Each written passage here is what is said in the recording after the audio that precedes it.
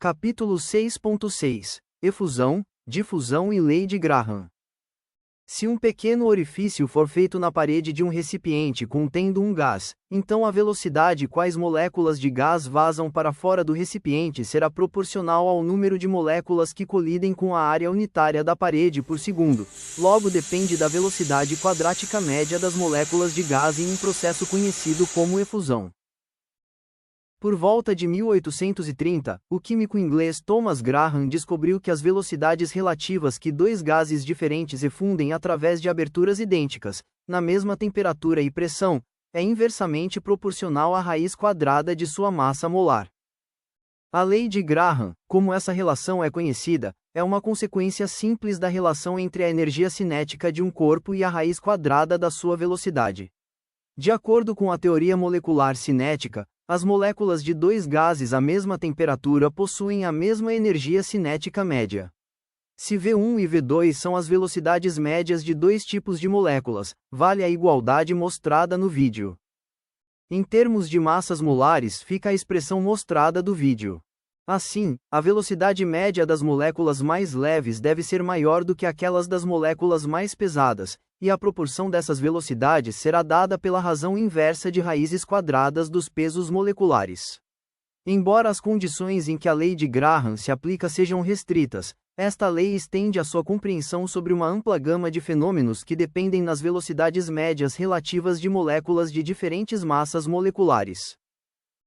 Uma aplicação deste princípio sugerida por Graham foi a separação de isótopos, mas precisou um século para que fosse realizada. O exemplo mais conhecido é o enriquecimento de urânio na produção de combustível para fissão nuclear. O urânio natural consiste principalmente em U-238, com apenas 0,7% do isótopo mais físsil U-235 e ambos os isótopos reagem com flúor e formam o hexafluoreto de urânio, o F6, que é gasoso. No processo de difusão gasosa em que o F6 difunde repetidamente através de uma parede porosa, o isótopo mais leve se desloca um pouco mais rápido que o mais pesado, produzindo uma mistura gasosa levemente mais rica em U-235 do que a mistura original. Para atingir o grau de enriquecimento desejado, o processo deve ser repetido milhares de vezes. As velocidades das moléculas. A trajetória de uma molécula de gás específica consiste em uma série de linhas retas, cujos caminhos são interrompidos por colisões, e o que ocorre quando duas moléculas colidem depende de suas energias cinéticas relativas.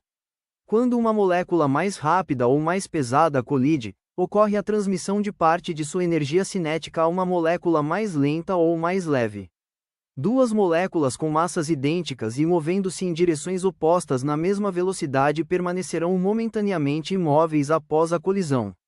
Se pudéssemos medir as velocidades instantâneas de todas as moléculas em uma amostra de um gás a alguma temperatura fixa, obteríamos uma ampla gama de valores. Algumas seriam zero e algumas seriam velocidades muito altas, mas a maioria cairia em uma faixa mais ou menos bem definida. Podemos ser tentados a definir uma velocidade média para uma coleção de moléculas, mas aqui precisamos ter cuidado. As moléculas que se movem em direções opostas têm velocidades de sinais opostos. Uma vez que as moléculas de gás estão em um sistema térmico em movimento, teremos um número de moléculas se movendo em uma direção, e o mesmo número de moléculas na direção oposta, então os vetores de velocidade de sinais opostos se cancelariam e a velocidade média seria zero. Já que essa resposta não é muito útil, precisamos fazer nossa média de uma forma ligeiramente diferente. O tratamento adequado é calcular a média dos quadrados das velocidades e obter a raiz quadrada desse valor. A quantidade resultante é conhecida como raiz quadrática média, ou VRMS, velocidade RMS, igual a root mean square. A fórmula que relaciona a velocidade média quadrática com a temperatura e a massa molar é surpreendentemente simples. Em que R é a constante universal dos gases, T é a temperatura absoluta e M é a massa molar do gás. Este vídeo foi produzido a partir do livro Química Geral, que apresenta os fundamentos da química para estudantes de graduação, professores e interessados no tema.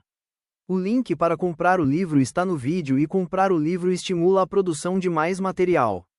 O autor também publicou outros livros de química e o autor também publicou livros de xadrez.